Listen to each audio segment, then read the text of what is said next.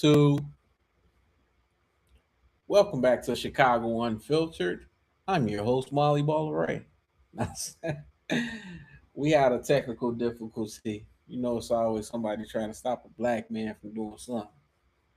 But let's go to the next topic. My next topic, I was talking about the teen takeovers. The teen takeovers that's downtown Chicago, that's all over the beaches, it's all over Chicago. Some of these teen gatherings are out of control.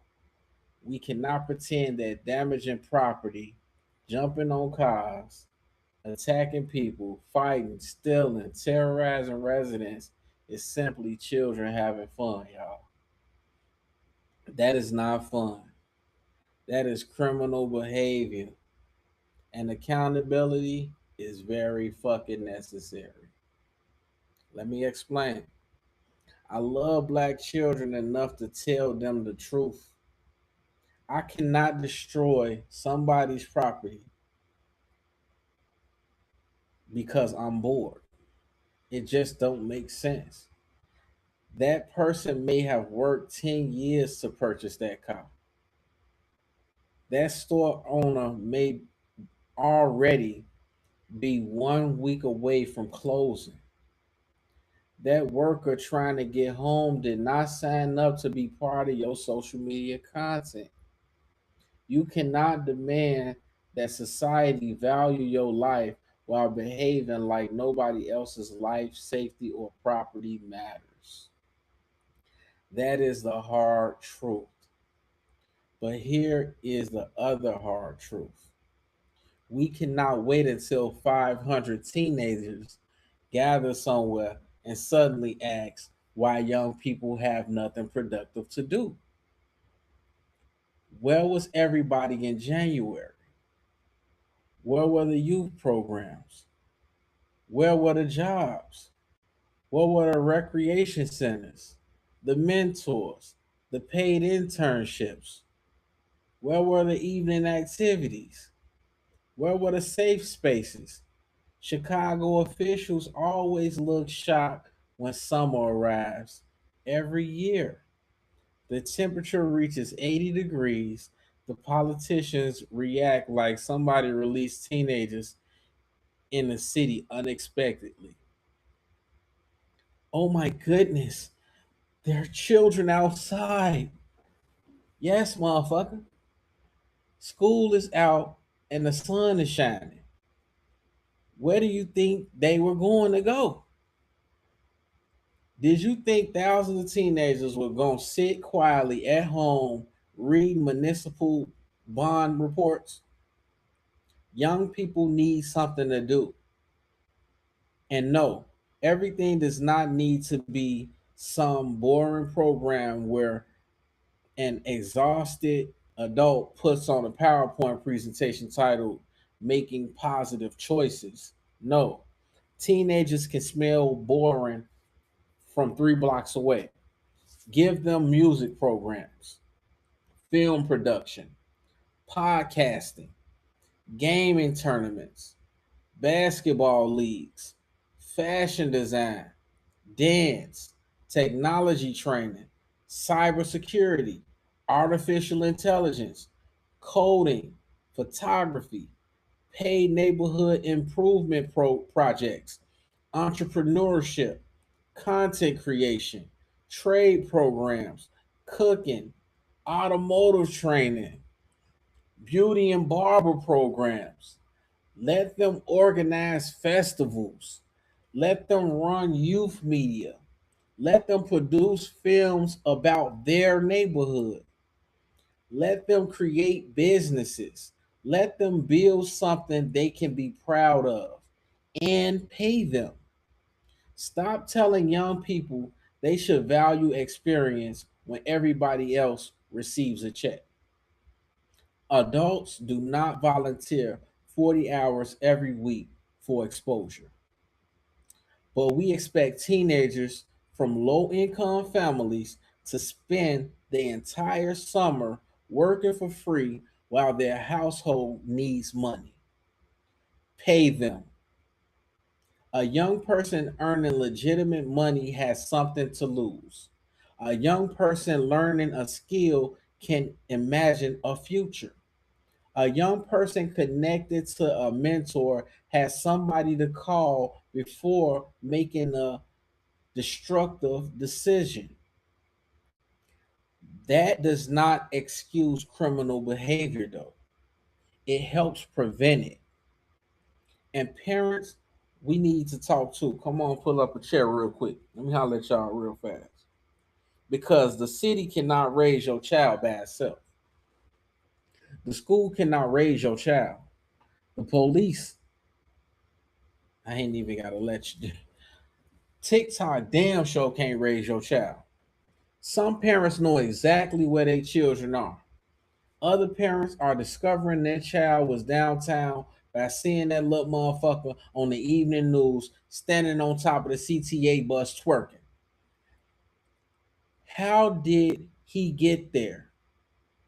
He took the train, Denise, the same train you pay for. Check the phones, know the friends, meet the parents, set expectations, create consequences, ask questions before midnight. Do not wait until the police call and then tell everybody, my baby would never do that. Man, please. Your baby is on 17 camera angles doing exactly that. We can protect children from excessive punishment without permission.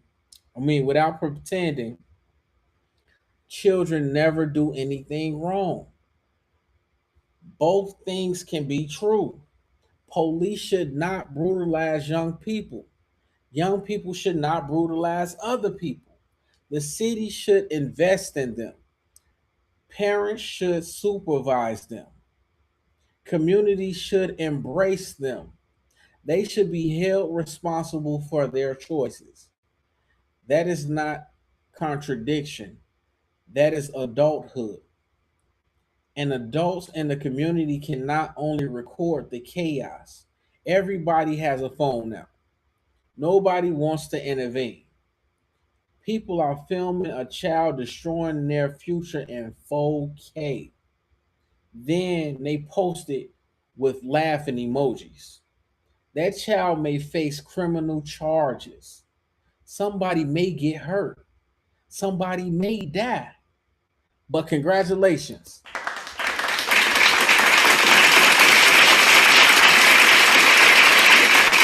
You received 11,000 views. We need adults who are willing to be adults again, not reckless vigilantes, not people attacking children. Adults willing to organize, mentor, redirect, call parents, support programs, coach teams, teach skills, and remain present. Children behave direct differently when they know the neighborhood is watching because the neighborhood cares. Right now, some children believe nobody cares until the police arrive. That is too late. We need intervention before the crisis. I'm going to repeat that. We need intervention before the crisis. And one of the strongest forms of intervention is employment, which leads to my next segment titled Employment is Violence Prevention. Let me explain. People talk about violence prevention like it's always a seminar. Sometimes violence prevention is payback, is a paycheck. Sometimes violence prevention is a 15-year-old being too tired from work to run through downtown acting crazy. Sometimes violence prevention is a young man discovering he is talented at electrical work. Sometimes it is a young woman learning film editing and realizing she can build a career. Sometimes It is teenagers buying school clothes with legitimate money and feeling proud about themselves. Employment provides structure, it provides responsibility, it provides relationships with adults, it provides evidence that legal effort can produce and reward. When a young person never sees legitimate work create stability, illegal money start looking real fucking logical. We'll tell them, right, stay away from the streets. Hey, don't stay away from the motherfuckers. Stay your ass out them streets. Then the streets are the only institution actively recruiting them though. The gangs have positions available 24/7. The drug economy has same day orientation. Social media has an audience waiting. But the summer job program requires 14 documents, 3 recommendations, a blood sample, a letter from Harriet Tubman, and an online portal that stopped working back in April. Simplify the fucking process. Go into the schools, go into the neighborhoods, recruit young people with the same energy everybody uses to recruit college athletes. Chicago has talent everywhere. The young person everybody calls disruptive may be a natural leader. The kid constantly drawing in class may become an animator. The teenager making beats with his pencil on the table may become a producer. The girl arguing with everybody may become an attorney. The boy taking a computer apart may be a cybersecurity engineer, unless somebody only labels him a problem and never introduces him to possibility. Potential without guidance can become destruction. Energy needs direction. And we have to stop telling children to dream while refusing to finance the pathway towards the dream. A dream without access becomes frustration. Frustration becomes anger. Anger looks for somewhere to go.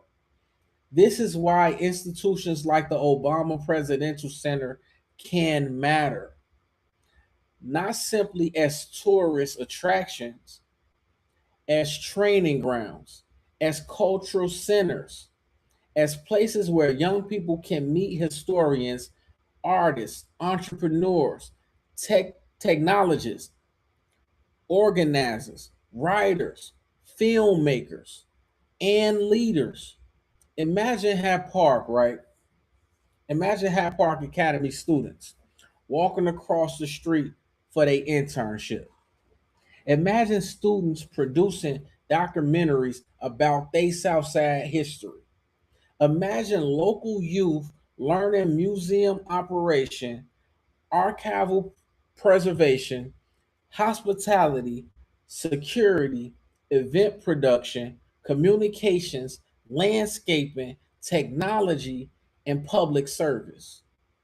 That is legacy, not simply telling children what President Obama accomplished, helping them discover what they can accomplish.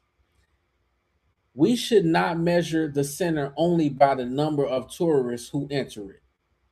We should measure it by the number of local lives it helped transform. How many businesses grow? How many students are trained? Residents hired? Young people becoming leaders? How many families remain in the neighborhood? That is how history stays alive, which leads to my next segment titled Fuck the Gender War, the Children Are Watching. Let me explain. Now, let's talk about another distraction destroying our community, right? This endless gender war. Every day online, men are trash, women are delusional, high value men, traditional woman, independent woman, alpha male, submission, provider, body count, height, income, Who pays for dinner? Meanwhile, the children are watching adults turn relationships into professional wrestling. Everybody has a podcast microphone and unresolved trauma. A man had one bad relationship in 2014 and has been conducting a national investigation into women ever since. A woman dated one irresponsible man, and now every black man in America is on probation. People are building entire personalities around disappointed, and the algorithm and the people are building entire personalities around being disappointed, and the algorithm loves it because anger receives views. Peace does not trend. Black couple communicates respectfully and resolve conflict, not getting 4 million views, not today. But let somebody say all men are useless. All women over 30 are expired. And suddenly everybody becomes relationship professor. Shut the fuck up. Our children are watching us treat love like war. They see men and women constantly humiliating each other. They see people replacing partners instead of repairing problems. They see adults act as if commitment is stupidity. Then we wonder why young people do not trust relationships. What are we teaching them? That mothers and fathers are enemies? That love is manipulation? That vulnerability is weak? That every disagreement means somebody is a narcissist? Everybody is not a narcissist. Some people are just assholes. Some people are immature. Some people are selfish. Some people have poor communication skills. And sometimes, believe it or not, you are the fucking problem. I know. Who is scary than a motherfucker, right? Terrifying.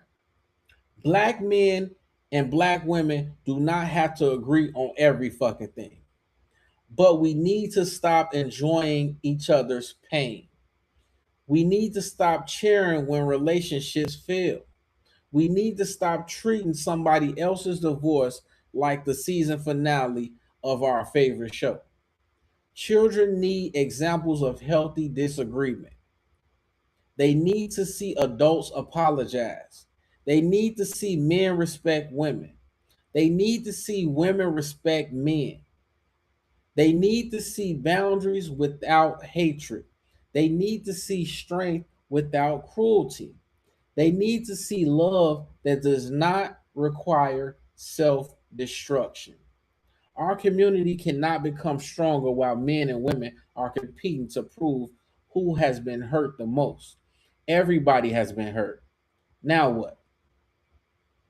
Are you going to heal, or are we going to spend the next 20 years making memes and shit? The city has enough enemies. Black families do not need to manufacture additional ones inside the house.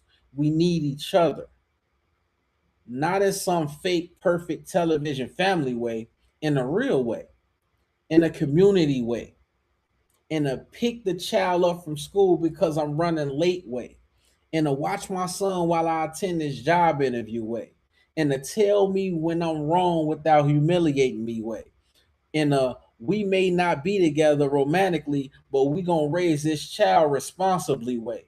Unity is not everybody agreeing. Unity is everybody understanding that the survival of the community is bigger than their ego, which leads to my next segment titled Damage is Coming from Inside the House. Let me explain. We love talking about what the government did, right? What white supremacy did, what corporations did, what the police did, what schools did. And those conversations are necessary. Systems have harmed black communities. Discrimination is real. Redlining was real. Disinvestment is real. Unequal policing is real. Employment discrimination is real. But here is the uncomfortable part. Some of the damage is also coming from inside the house, y'all. We cannot blame racism because somebody refuses to raise their fucking child. We cannot blame the government because a grown person keeps creating chaos every relationship. We cannot blame corporations because we refuse to support a good black business but proudly spend money with everybody else. We cannot blame the school for everything when nobody checks whether the child completed their homework. We cannot scream about community while throwing garbage out the car window on our own block. That does not mean external systems are innocent. It means personal responsibility and structural accountability can exist in the same conversation. People act like you must choose only one. Either everything is oppression or everything is individual failure. No, life is more complicated than a Facebook argument. Systems create systems create conditions. People still make choices inside those conditions. We need better systems and better choices. We need investment and responsibility. We need government accountability and parental accountability.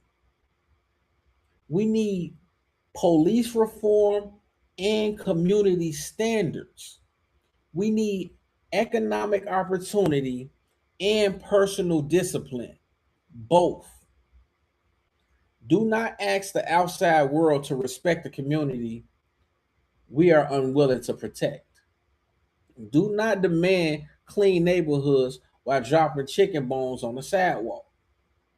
Do not complain there are no black businesses while refusing to shop at the ones already open. Do not say nobody helps the children while ignoring the youth organization begging for volunteers. Do not complain about music influencing children while handling 8-year-old. This one is crazy, right? Do not complain about music influencing children while, while handing an 8-year-old an unrestricted phone connected to every piece of insanity ever uploaded.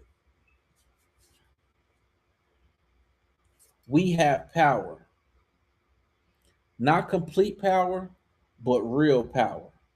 And refusing to acknowledge that power becomes another excuse to do nothing, which which leads to my next segment titled "Surviving the Summer is Not Enough." Let me explain. Every summer in Chicago, right, we hear the same shit. Everybody be safe. And yes, be safe. But survival should not be the highest goal we have for black children. And a successful summer cannot simply mean will at least nobody got shot. That bar is in hell.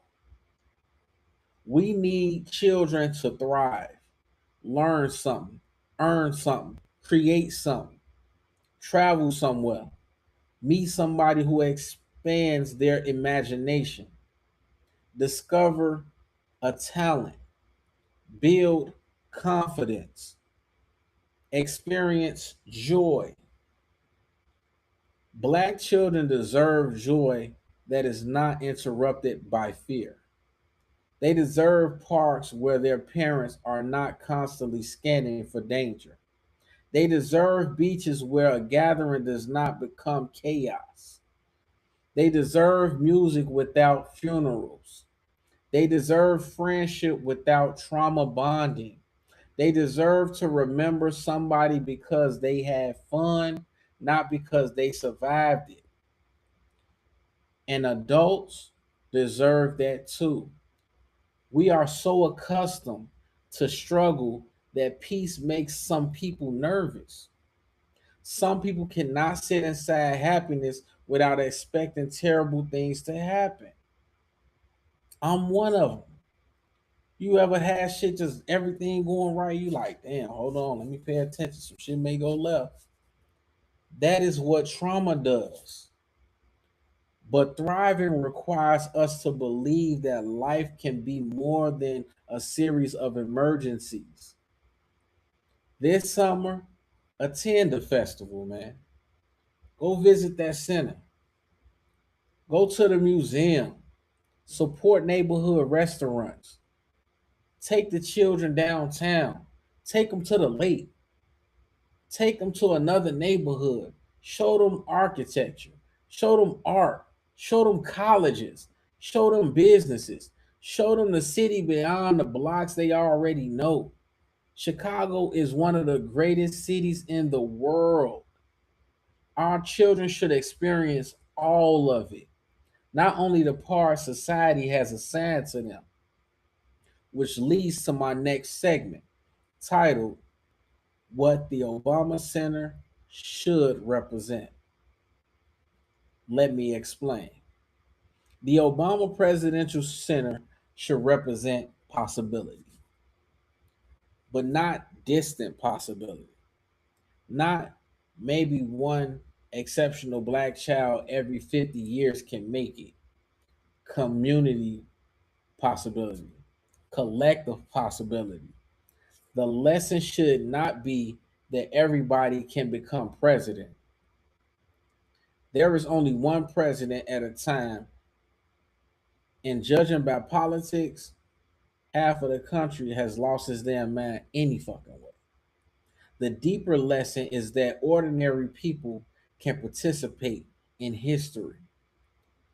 Teachers make history. Parents make history. Artists make history. Organizers make history. Business owners make history. Mentors make history. Students make history. Neighborhood residents protecting their homes make history. The people who stood around Hyde Park Academy years ago without knowing what would eventually stand there, we are part of that history too. Our memories matter. The neighborhood did not begin when construction started. The story did not begin when famous guests arrived. People lived, loved, struggled, attended school, raised children, and built community on those blocks long before the television cameras came.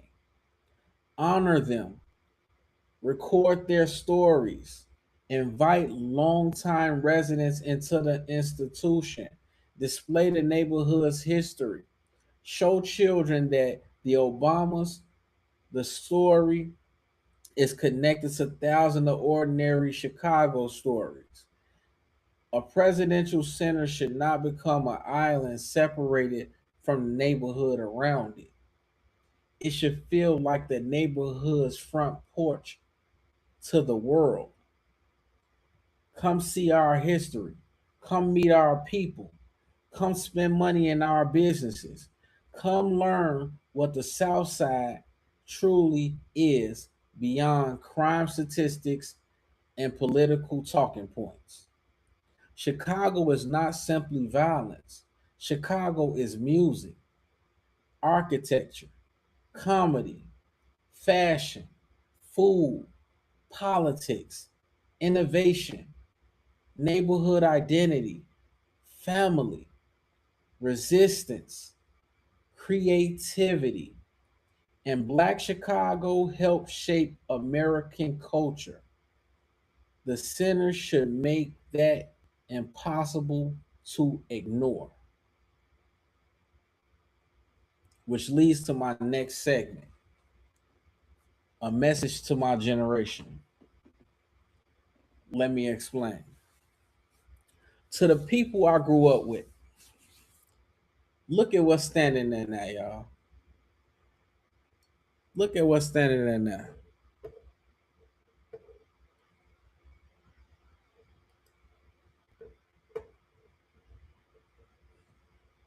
Look at what's standing there now, y'all. Think about where we stood as teenagers. Think about the conversations we had, the jokes, the fights, the friendships, the crushes, the confusion, the dreams we were afraid to say out loud.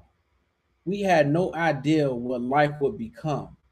Some people made it, some people struggled, some people changed, some people never received the chance to see this moment. That is what makes it emotional. The physical landscape changes, but our memories remain. And seeing something historic stand where we once lived ordinary teenage lives remind me that none of us truly knows what the ground beneath us become. That also means none of us knows what the person beside us may become. The quiet child may become a leader. The class clown may become an entertainer. The student who struggled may become an entrepreneur. The teenager everybody counted out may become the person who changes an entire family's future. Do not underestimate people because you are meeting them in an unfinished chapter.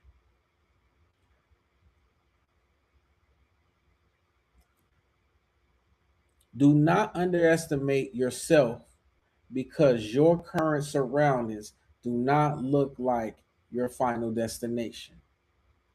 The Obama story did not begin at the White House. It developed through classrooms, community, relationships, organizing, mistakes, discipline, opportunity, and persistence. History usually looks ordinary while it's happening. That is why we have to keep going. And here's my final message. My next segment is titled Chicago. Let us thrive. Chicago.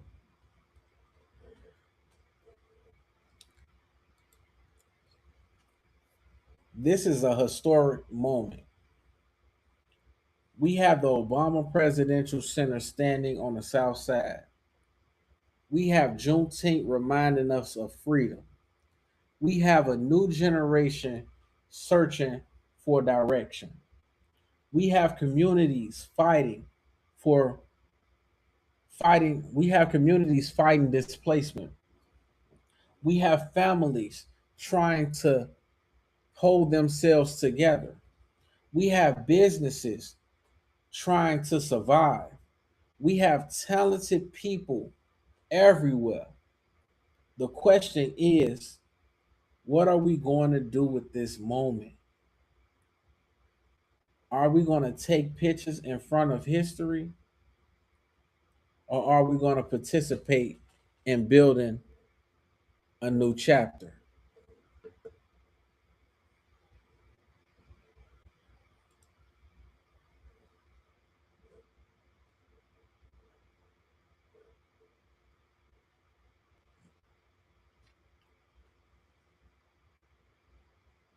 Are we going to celebrate Black excellence while refusing to support ordinary Black people? Are we going to complain about young people while refusing to mentor or employ them? Are we going to keep fighting men against women while children watch their community divide itself? Are we going to support everybody's culture and treat our own celebration like an inconvenience? Are we going to allow development to remove the residents who endured the disinvestment? Or are we going to demand something better? This is our city. This is our history. This is our responsibility. Celebrate the Obama Center. Take your children. Learn the history. Experience the art. Walk the campus. Feel proud, but also support the businesses nearby. Pay attention to housing. Ask who receives the jobs. Demand opportunities for local students. Protect the elders. Mentor the children. Buy black. Celebrate Juneteenth loudly. And stop acting ashamed of loving your own people. You do not have to hate anybody else to love yourself. You do not have to disrespect another culture to defend your own. You do not have to ignore structural injustice to demand personal responsibility. You do not have to choose between celebrating progress and demanding more. We can do both. Walk in, chew gum. Whenever you are standing right now, do not underestimate that location. Do not underestimate the moment. Do not underestimate the people beside you. Do not underestimate yourself. Somewhere today, a teenager is standing on an ordinary Chicago block that may one day become historic. Somewhere, a child is imagining a future nobody else can see yet. Our job is to make sure that child survives long enough, learns enough, earns enough, and believes enough to reach it. We have survived. Now it's time to thrive. This has been Chicago Unfiltered. I'm your host, Molly Baller Ray. Stay safe, stay smart, and always stay dangerous. Chicago, I love y'all. I love us. Happy Juneteenth. Welcome home to history. I'm your host, Molly Baller Ray, and I'm going to let y'all get on about this motherfucker.